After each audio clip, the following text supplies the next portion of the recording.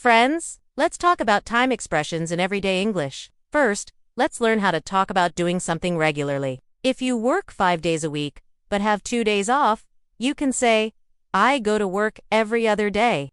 I go to work every other day. That means, I work one day, and I rest the next. What if you want to tell your friend that you are going somewhere for a few days? You can say, I'll be back in a couple of days.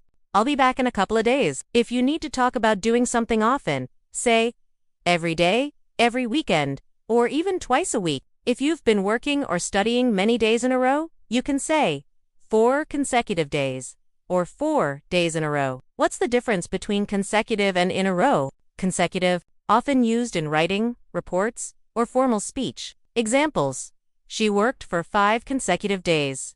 The team won 3 consecutive championships. In a row, in everyday conversation, emphasizes repetition without a break. Examples: I went to the gym 4 days in a row. He missed class 2 days in a row. And what about the past? When talking about the past, we can use similar phrases to say the day before yesterday, last week, a while ago, or earlier today. Here's an example of all of these phrases.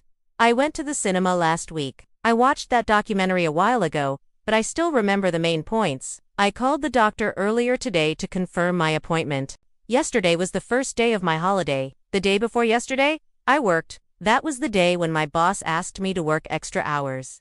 Now let's talk about the future. For future plans, we can use these phrases: tomorrow, the day after tomorrow, next weekend, soon, or later this week. It's my birthday next week. My friends are coming over tomorrow. I'm gonna study till late. The day after tomorrow, I have a dentist appointment at 10 a.m. Later this week, I'm gonna visit my parents. This week is so busy. Can we meet next weekend?